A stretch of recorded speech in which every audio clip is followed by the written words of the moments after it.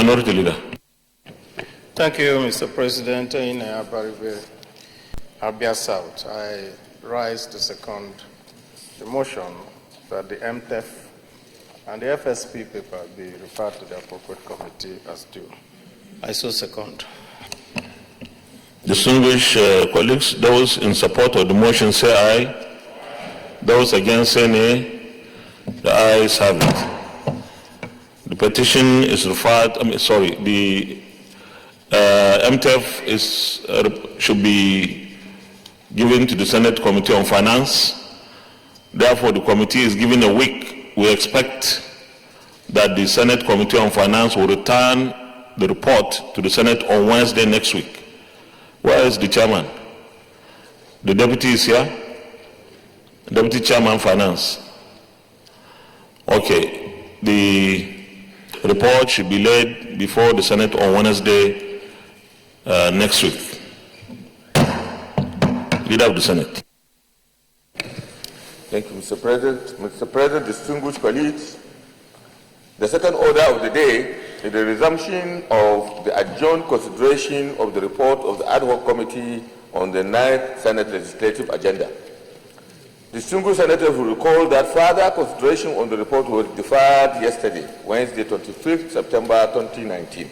Mr. President, with your permission, I wish to move that the Senate do resume consideration of the report.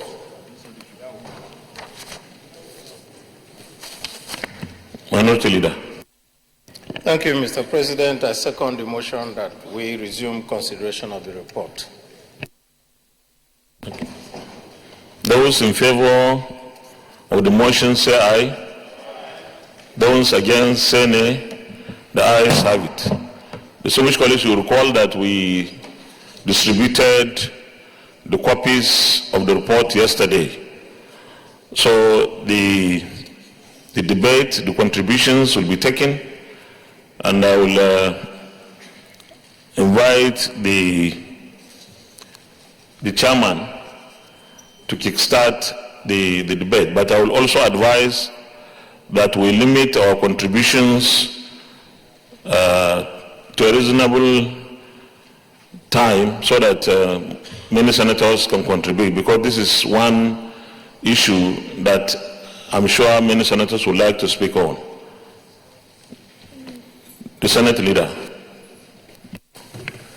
Mr. President, my distinguished colleagues, by way of advice to our colleagues, I would advise that it will be very useful that when we are making our contributions, please let's refer our contribution to the pages and the subject matter as much as possible, so that we can be able to take notes of the contributions that people are making, so that by the time the committee is going to look into the document to look at the kind of amendments that have been made, we can easily be able to go to the real area and the subject matter, so that our contribution will be much more to the point, and we can be able to address, substantively the issues, that contributions are being made on. This is just by way of advice, Mr. President. Thank you. The Deputy Chief Whip, please. Thank you, Mr. President, distinguished colleagues. I am Dr. Aliu Sabi Abdullahi. I represent Niger North Senatorial District. Permit me, Mr. President, distinguished colleagues, to commend the chairman and members of the committee that put together this very draft legislative agenda. I perused through, and they've done quite substantial justice to the agenda. And I agree totally with all the various provisions that they have made. However, I would like to make comments beginning from what we have at page 18, which is talking about sectoral reforms and intervention. And I want to make this comment because we have some very critical sectors that I believe should play a key role along the lines of that particular segment of the report. I will go straight, Mr. President, distinguished colleagues, to say that we have an agenda by Mr. President that we should take a large number of our citizens out of poverty, 100 million specifically. That is a target. To achieve this, I'm of the strong belief that the agricultural sector will play a very major role here.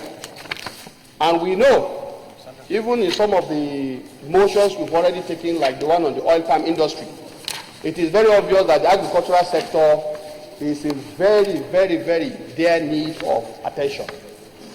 So on this note, I would like to recommend that we should start that sectoral reform and intervention beginning with the agricultural sector intervention, which will be focusing on national food security as a key priority.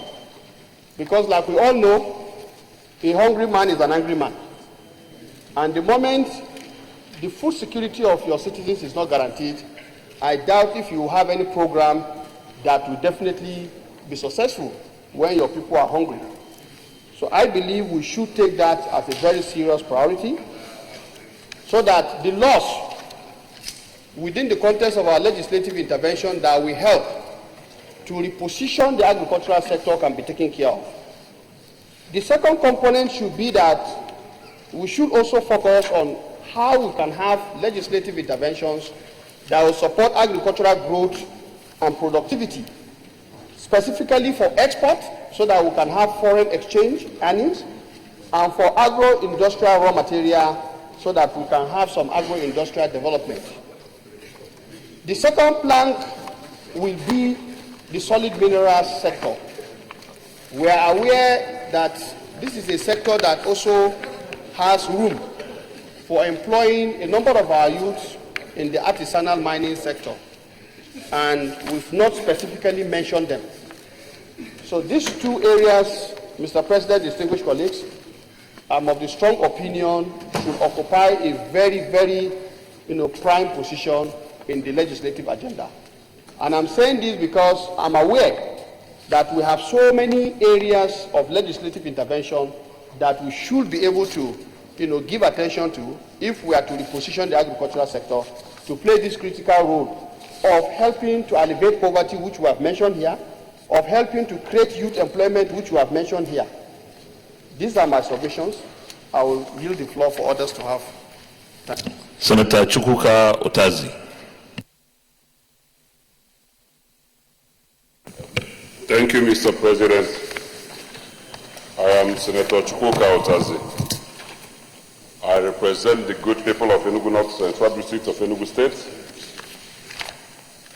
Mr. President, I thank you for the opportunity to contribute on this very important document that has been well crafted by very distinguished gentlemen of this Senate who worked tirelessly from the time they were given this job to present. And yesterday they gave us a very beautiful document that if we follow it stricto sensu, the 9th Senate and by extension the entire National Assembly will have acquitted itself working for Nigeria. Mr. President, I start without wasting time on the issue they raise here, transparency and accountability. Mr. President, I want to say that the 8th Senate acquitted itself in ensuring that long-standing anti-corruption bills that spent over 14 years that couldn't be passed were all passed in the 8th Senate. That's a very, very commendable job we've done. For us in the 9th Senate here, Mr. President, I will still feel that that the process of corruption that was passed before we closed has not been signed and is still lingering. It's very, very important that we do it. As we are talking now, Mr. President, I want to alert the National Assembly that the mutual evaluation by the Financial Action Task Force, a global agency that oversees the anti-corruption fight world over, that in the country, as I'm speaking, trying to evaluate Nigeria so that we qualify to become a member of the Financial Action Task Force. This has been elusive. Since 1999, we come back with democracy in this country. Nigeria has been making spirited efforts to get that. And we did much the last session, because we tried to get things on board. While we were trying to do that, we faced a suspension, and we came out of it. Mr. President, I am of the opinion that we speed up action on this issue, because we passed it, but it does appear that the executive is picking holes with it, and the House of Reps have done their bit, and that bill is already here for concurrence. So if we're able to tidy it, it will help the international community that are here in the country now, looking at what we are doing to make sure that things work. Then the other issue I want to also contribute in this area is the EFCC, the Establishment Act of the EFCC 2004. In that act, I am of the opinion that this 9th Senate that we are looking, it's very, very important and fundamental that we effect amendment of that act. And in that direction, we have to do, because we've discovered that we put a lot of people, we put a lot of agencies that should be membership of that commission. And we discovered that most of the time we send those to members of the commission, they don't agree. So it is important that we weed out those membership that has made that agency not to work, and limit it to the professional group, from the accountancy, from the legal profession, from the administrative section of the country. We pick those people. If we do this amendment, it will help.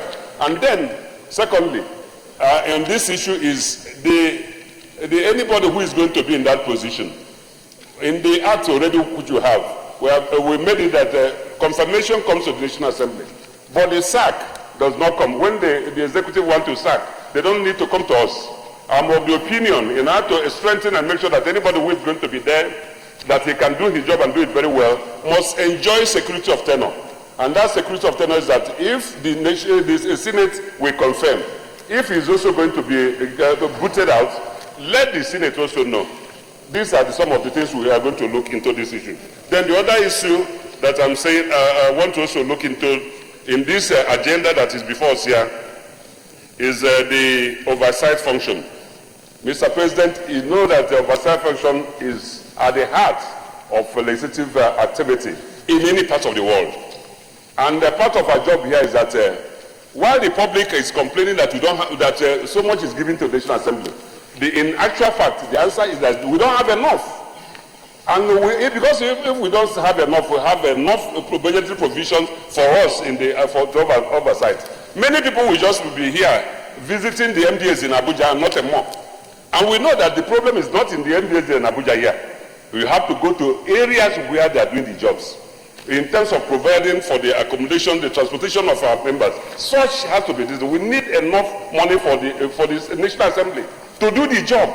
Because if we budget so much, trillions, and there's nobody that is following up with that job, the tendency is that everything will be lost on us. So in order to make sure that things work out for the country, we will do the whole budget processes. The oversight is going to is very fundamental. And then we need to make the provisions to do that. How much? So let us look into this and explain to our people. And we also use this opportunity that I'm very happy that we have a capable hand manning the media for the Senate.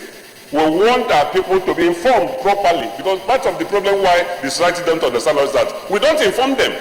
So let this committee, crack team that is in the media of the National Assembly and the Senate, starting from here, should properly inform our people so that they understand what we are doing, so that they will not be raising objections that come when we say that there's enough provision for our people. Mr. President, I want to say lay kudos to the leadership, which you were part of it last time, that e-parliament, we have been talking about it. We have started something. You know, today that you watch on NTA, you see our parliament. Then from the Senate, National Assembly, yes, they watch what we are doing. We want it to continue, and they follow it up with the ICT. We should not be coming to National Assembly with these papers. The paperwork should not be there.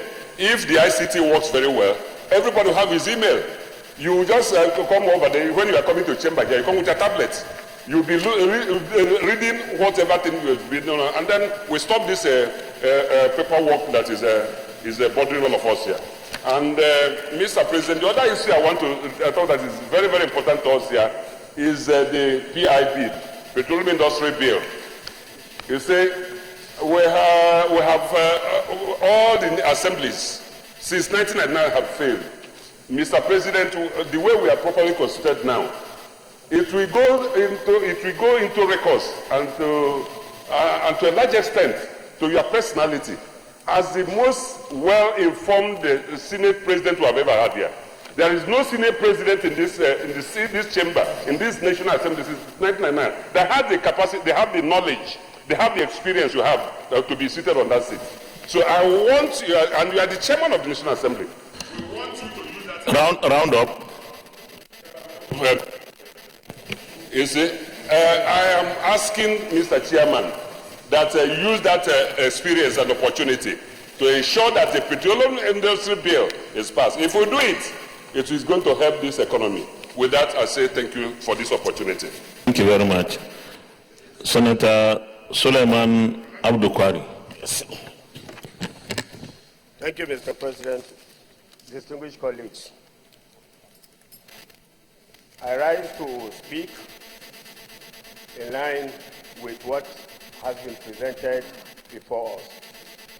And it is important to note, Your Excellency, the President, distinguished colleagues, that for the first time, we have a Senate that has the aspirations of developing this country as aptly encapsulated by Mr. President in his agenda going forward. And this Senate has equally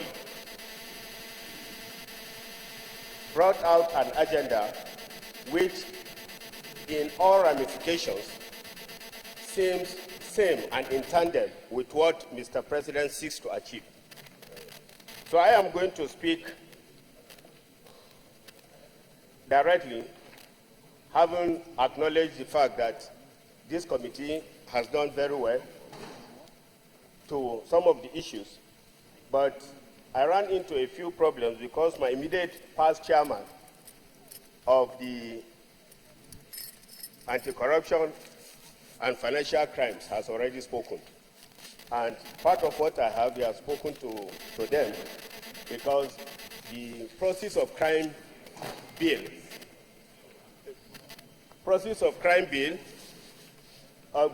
which awaits the Senate passage, is important for us going forward in handling the issues of transparency and accountability in this country.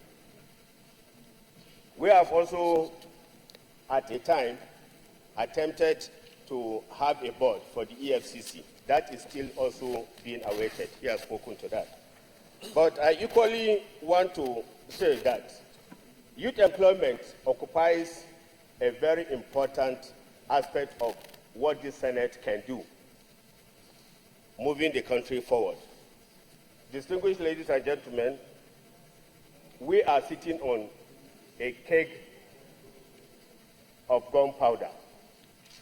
With the number of people we have unemployed, it is indeed very volatile, and this situation cannot be allowed to continue. So it is hoped that, as spelled out in this agenda, we will also align with the federal government's aspiration towards increasing ways and means that could lead to employment within the country.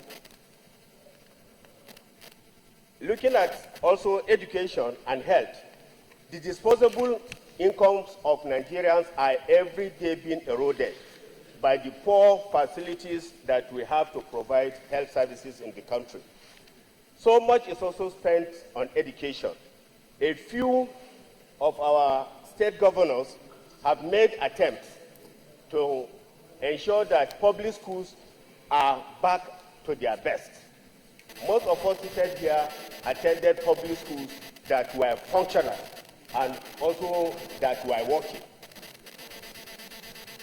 The health sectors, when attended to, if substantial improvements are made in these areas, will help to augment what the generality of our people spend in these areas. The disposable income is net of what you have as your salaries and allowances, and also what you have to pay to see that your family remains healthy, and also what you have to pay in education. So there is very little left for feeding. So we hope that, having gotten this legislative agenda, when it is time for budget passage, we'll be able to align and also give substantial contributions to some of these areas that directly affect the lives of our citizens. So I commend members of the committee for having turned in such very important recommendations. I thank you, Mr. President. Senator Surajuddin Ajibola.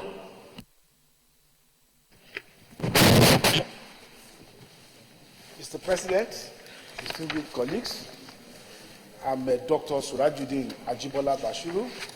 I represent Osun Central Senatorial District. First and foremost, I commend the Committee on the Legislative Agenda for having gone through almost all sectors in coming up with this very important legislative agenda.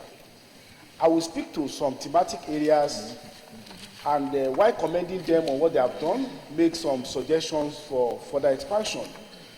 On page 10 of the report of the Committee on Legislative Agenda, there was discussion about anti-corruption legislation. The point of review of anti-corruption legislation was raised, which I fully agreed and has been spoken to by Senator Utashi and Senator Kwari from Kaduna, so I won't go further. But in the context of expeditious determination of cases on corruption, I agree, but we cannot limit to fast-tracking our law on expeditious determination to only corruption cases, but to the entirety of our judicial system. So I would suggest that rather than limiting question of expeditious determination of cases to only corruption cases, we should work actively as a National Assembly on how do we ensure speedy dispensation of justice in Nigeria.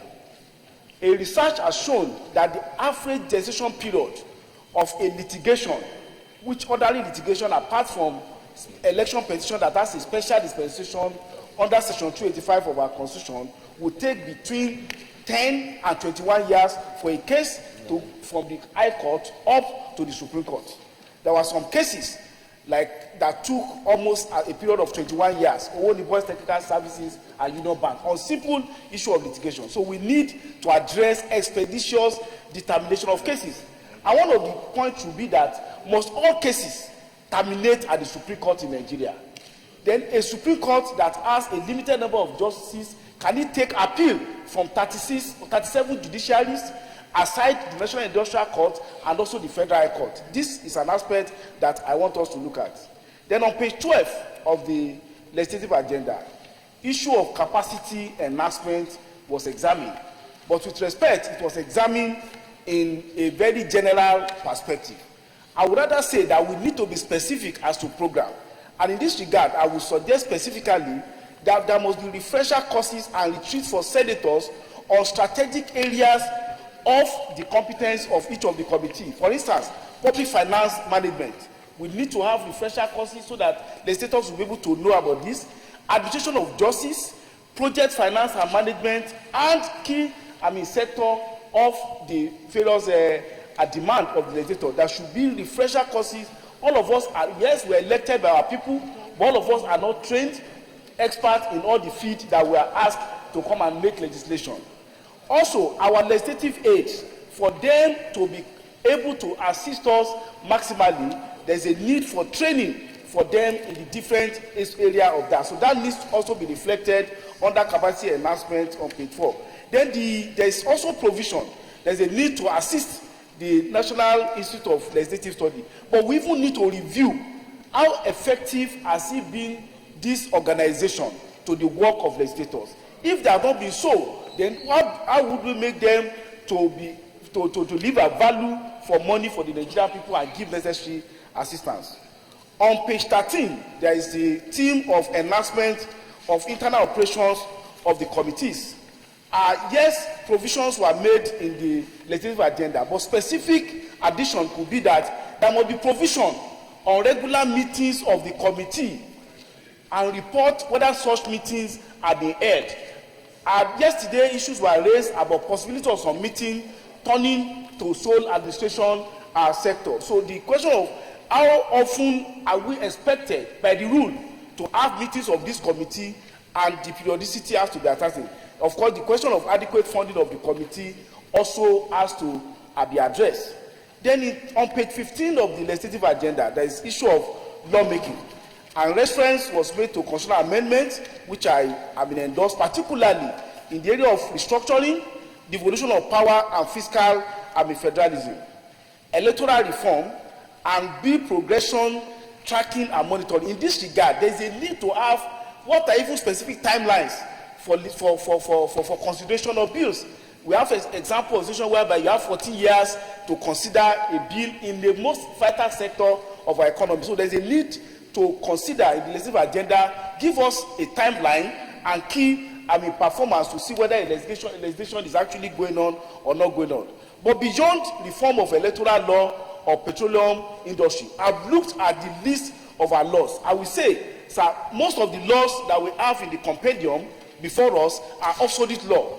The issue of Nigerian law, there were compilation of Nigerian law in 1990, in 2010, but there were merely compilation without a review of our law. It will interest you, Mr. President, and distinguished colleague, that even on our legislative privileges law, the penalty is just a amount of 50 naira or 100 naira. In many of our law, the equivalent of a imprisonment term of 6 months is a sum of 100 naira. So the legislative agenda need to point out an holistic reform and review of our law in the light of current reality. In this regard, we may need to set up an ad hoc committee working in partnership with the relevant committee and the executive to set up a law revision committee and review for Nigeria to have a law that is in line with the demand of the 21st century.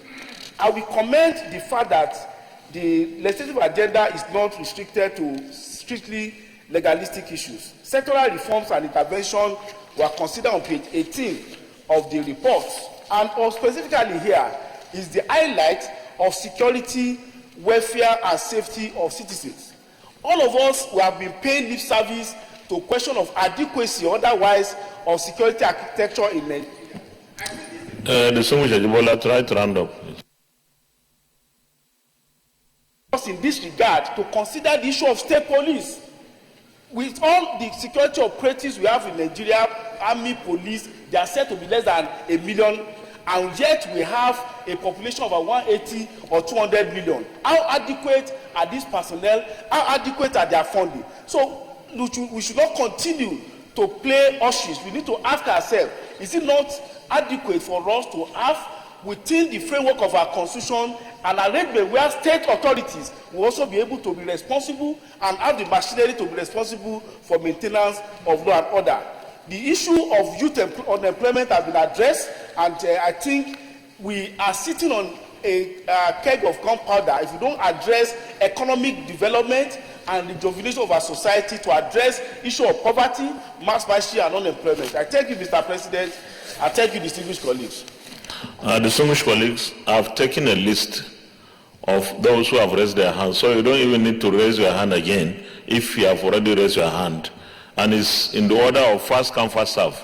If you raise your hand earlier, then somebody will speak before that person.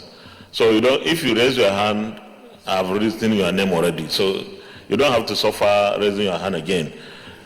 Let's keep to the time. Senator Ibikule Amosun. Thank you, Mr. President. Ibikule Amosun, I represent Ogun Central. First, let me commend the members of the Ad Hoc Committee on this legislative agenda for this night's Senate. Mr. President, without sounding repetitive, I want to dwell on the need for us to diversify our economy. And I noticed that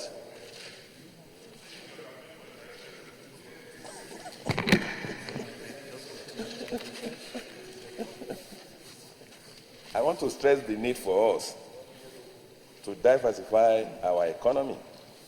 I think severally we've talked about this, and that is why I want to commend these committee members, because they actually, on pages 18, pages 19, 23, 25, they talk on the necessary framework, sectoral framework, that we can put in place to take us out of doldrum.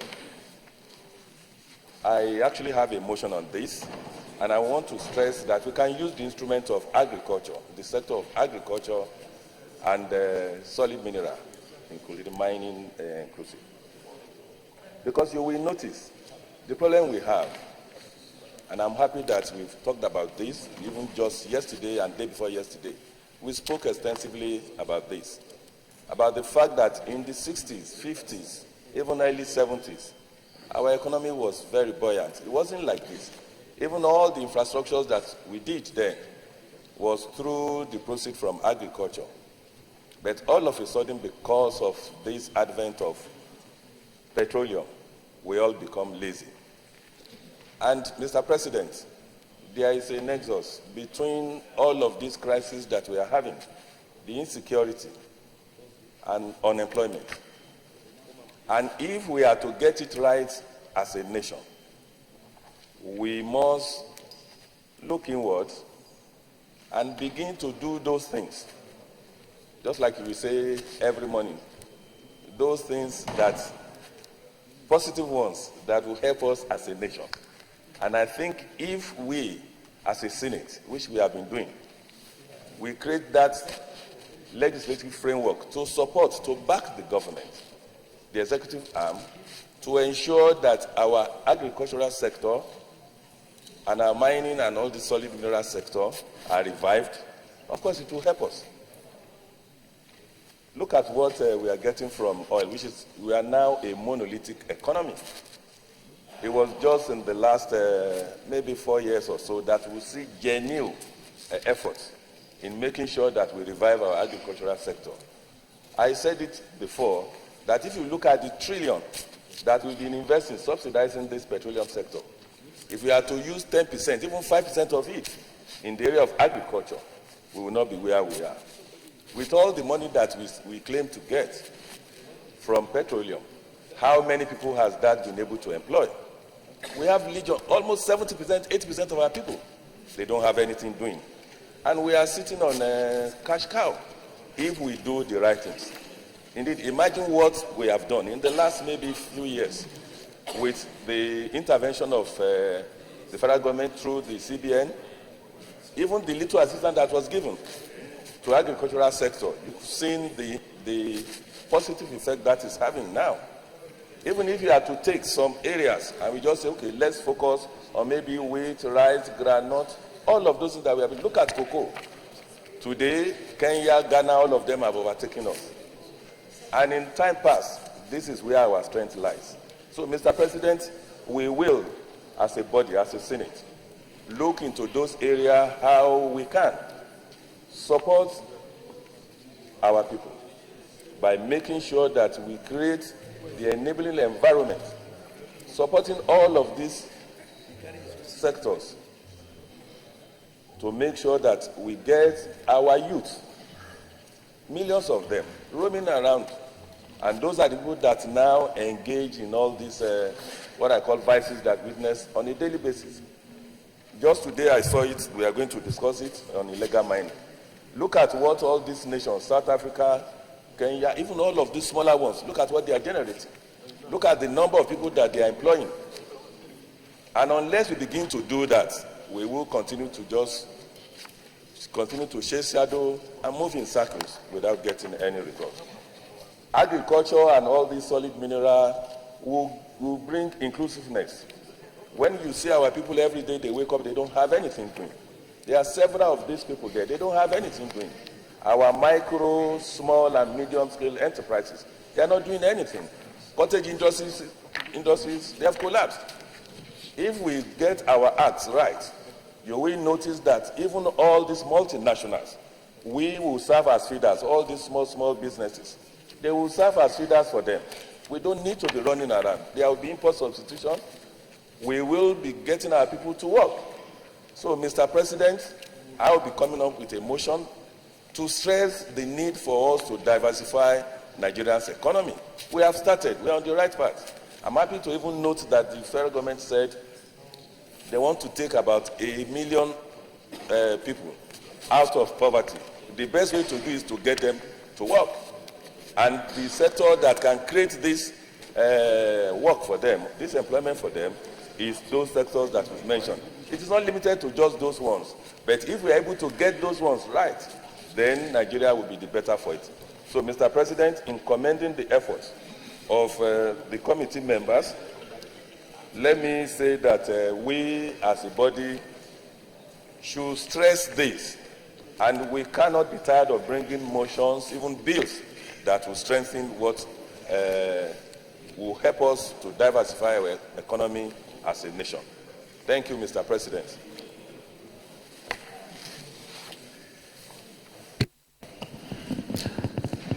Senator Michael Bamidele Opeyemi. Mr. President, distinguished colleagues, I am Michael Opeyemi Bamidele. I represent Ekiti Central of Ekiti State. Mr. President, I also want to add my voice in commending our colleagues who worked to put the legislative agenda together. And in doing that, Mr. President, let me also recall for the records your own individual effort, even as an aspirant wanting to be president of the Senate, when you invited all the senators elect in May of this year, a few weeks before our inauguration, and you unfolded your own legislative agenda. And I have no doubt, as a man with a sense of history, that the legislative agenda that you proposed must also have formed a chunk of what our committee, ad hoc committee on legislative agenda, has been able to work on.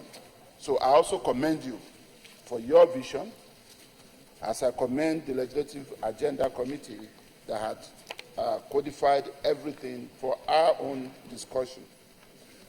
Mr. President, a lot of the various aspects have been discussed, and I don't intend to repeat any one of such.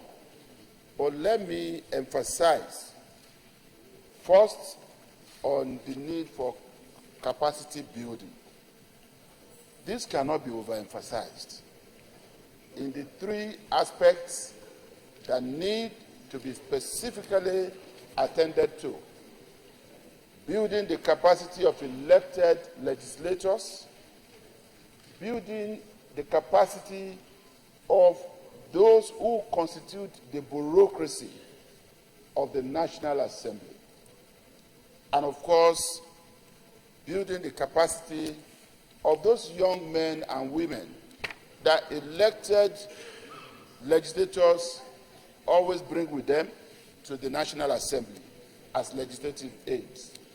Whatever it would take, I would emphasize that this is an area that is very critical and that requires all the attention. And part of what I will suggest is that the leadership of the National Assembly, under your chairmanship, Mr. President, will also look beyond what the National Assembly itself can afford to invest in building the capacity of the legislators and the bureaucracy and their legislative aides, to see to the possibility of also working with relevant development partners and especially civil society organizations to see the extent to which we can also leverage on what they are willing to contribute in that capacity, in that regard. Mr. President, I also believe that there is a need for us to be able to achieve the ambition spelled out in the legislative agenda as to strengthening our law-making capacity. There is a need to amend both sections 58 and 59 of the Constitution of the Federal Republic of Nigeria, 1999, as amended. Section 58 has to do with the mode of presentation and management of our bills, while Section 59 has to do with assent to such bills. There's a need to be more specific as to timing and mode, and I believe this is something that also requires the attention of the 9th Assembly. Mr. President, I also want to speak to an issue raised on page 28 of the legislative agenda, which has to do with the need to strengthen the National Assembly Budget and Research Office. There's no doubt in the fact that if something is not done urgently in this regard, the Nigerian National Assembly will get left behind by the international community and by parliamentary bodies all over the world. The essence of the National Assembly Budget and Research Office is to be able to make timeous assessment of situations and be able to also help every legislator to discharge their responsibilities. It is where we are supposed to have a body of professionals from different backgrounds who will help us to do a lot of the things that we do and even say on the floor of this Senate. I knew that the 7th Assembly worked hard on this. The 8th Assembly consolidated on this. Whatever has to be done, Mr. President, the 9th Assembly has to see to the completion of this dream, including the presidential assent. Again, Mr. President, I want to speak on the need for us, as spelled out also on page 29 of this legislative agenda, to work very consciously on the need to improve relationship within the three arms of government. And of course, we're in a position to do that. Already, it is happening. And I believe our country is the better for it. Part of the reason today we can be talking about an MTF already presented and a budget possibly going to be laid within the next few weeks is because of the new understanding. And there's a need to ensure that both between the executive and the judicial arms, as well as between us and each of the two other arms of government, that this relationship and this new understanding is, of course, strengthened. We will do our job as a parliament, we will do what we have to do, but of course it will go beyond the level of mere grandstanding I'm confident, I'm happy with the caliber, status, and consciousness of distinguished senators in the 9th Assembly. And I have no doubt that gone are the days of sheer grandstanding. So whatever we need to do is what we will do to ensure that the independence of the Senate, the independence of the legislative arm is not compromised. But this should not stop us from ensuring that there is stability through, a very cordial relationship with the other arms of government. Mr. President, I also want to speak on the need for us to be much more conscious on the aspects of our law that are inhibiting against economic progress in this country. Without fear or favor, every committee of this Senate must look into the relevant areas of the law that they feel will enhance progress in such sectors and bring such up. In the area of petroleum, or in the petroleum industry, for instance, this country has continued to bleed. I will cite just one example. Mr. President, distinguished colleagues, Section 16 of the Deep Offshore Production Sharing Contract Act provides that anytime our crude oil sells for beyond $20, the difference will be shared with the federal government on a percentage basis. I know as a fact, Mr. President, that as we speak, over $20 billion is outstanding because of the refusal of oil companies to honor this just one provision of our law. $20 billion is 7 trillion naira, Mr. President. This can almost fund our annual budget for a whole year. This is just for reasons of non-compliance with one provision of our law. So when it comes to amending such laws, Mr. President, the 9th Assembly, this Senate should waste no time. And there are several of such. And I believe this is one of the areas where we have a lot to do, and most urgently. I know a lot of people will speak, Mr. President. Yeah, and you can round up. That it is good that we have this legislative agenda. But we need to remind ourselves again that what is most important is the political will. Again, I reiterate that philosophers have interpreted the world. What is left is to change it. And being here is a platform for each and every one of us to be able to seek to change, the destiny of this country through legislative intervention by way of effectively and religiously, implementing this legislative agenda, so that when we are back here during our valedictory session at the end of this tenure, we'll be able to also talk or speak to this legislative agenda and say we have done well with ourselves and with this nation. I thank you, Mr. President. Deputy Leader. Thank you, Mr. President. My name is Robert Ajayi Borofis, representing Ondo North Senatorial District.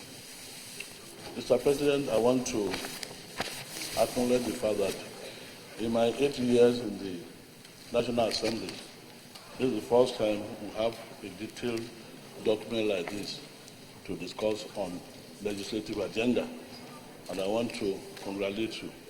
I also want to congratulate the committee, the House Committee that's worked on this document. They have done a very good job. Mr. President, I want to comment on Section 7 of this document, which talks about sectoral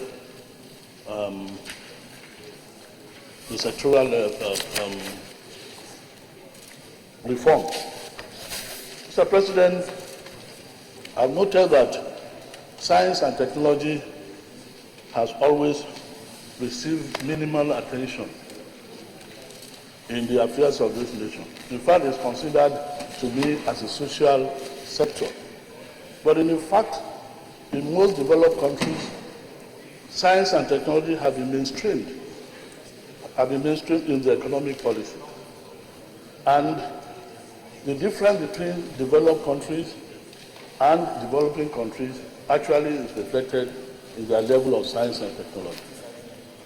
And I believe that in considering sectoral reforms, sufficient attention should be given to science and technology. Today we talk about the Asian tigers that are migrated from being underdeveloped countries or developing countries to developed countries. Mr. President, because they have emphasized science and technology in developing their economies. What we allocate as a portion or a percentage of our GDP to S&T is one of the least in the world. Developing countries are allocating more and more percentage of their GDP to science and technology. In some developed countries, it's as high as 3%. Even in South Africa, it's about 0.8% of the GDP. Here in this country, we are less than 0.1% of the GDP that we allocate to science and technology. Recently, China had to downgrade 600 of their universities to polytechnic in order to refocus their efforts on science and technology. And this is because even China, which is regarded as the largest economy in the world, or second largest economy in the world, is still emphasizing the role of science and technology, using science and technology as instrument of national development. If China is doing so, I think Nigeria has to do more. Today, we are just consumers of technology. We are not contributing enough to the development of technology globally. Mr. President, most of the infrastructures we have in science and technology are actually task force centers addressing different aspects of the economy. If we are talking of food security, the agency in biotechnology can contribute a lot to the issue of food security. And if you are talking of physical security, Mr. President, I'm happy you are a remote sensing expert. You know the role that remote sensing can contribute not only to infrastructural development, but the security of a nation. We have a center or an agency that has the capacity to produce drones, and we all know the role that drones are playing now in national security and intelligence gathering. Mr. President, I believe that we should, in our legislation and in our sectoral reforms, we should attempt to mainstream science and technology in the economic policy of our nation. In the last assembly, this assembly passed a bill on national science, technology, and innovation policy. I think we should give it some, teeth so that it can be a tool for national development. We talk of Rwanda in Africa. Rwanda is making very serious progress, and it has becoming a reference point in Africa. The first technology incubator in Rwanda was established almost 10 years after we established ours in Nigeria. But today, the technology incubator program in Rwanda is driving the national economy. So I would want in the sectoral reform that science and technology is given a serious attention. Thank you, Mr. President. Deputy Minority Leader. Thank you, Mr. President. Very distinguished colleagues. My name is Senator Emmanuel Boacha. I represent Taraba South. Mr. President, I want to appreciate the direction we have taken to define a legislative agenda. Of course, we are all aware from the beginning of the inauguration of the Parliament that we have an agenda. As soon as you are elected, you know that you have a duty of lawmaking. But this is done so as to keep us in focus, that we should not be distracted. And I think that is the wisdom behind setting forth a legislative agenda. Having said this, let me say, Mr. President, we have a duty as a parliament to strengthen a relationship, like one of the speakers had said, between the three arms of government. Strengthen relationship and ensure there is a smooth and friendly relationship, but not to the extent also of playing as if we were a department, either of the executive or of the judiciary. We must learn to speak truth to power. We must learn to speak truth to authority, because we have a duty. We are answerable to the Nigerian people, and I think the Parliament is the last hope of the common man. It is only here that ordinary Nigerians have access to us, either in the office or at home. I am laying emphasis on these three arms of government because the American presidential system, from which we borrow, carry out a democratic reform that has seen America playing a very leading role globally. And this reform was premised on the autonomy of these three arms of government, on the tripod of the judiciary, the legislature, and the executive. We owe it a duty to keep one another. We owe it a duty to guide one another. By the time we lose focus, and I'm happy you mentioned even at the outing of your bid to be Senate President that you recognize the need for us to exist and promote good relationship between these arms of government. I'm happy you did point it out, not to the extent of being an arm or a department of one of the government, either the judiciary or the executive, because definitely we will not achieve anything. But let me say, the Ninth Senate, Mr. President, has a lot of responsibility before us. We all know that if we are going to gauge the temper of the moment, if we are going to gauge or understand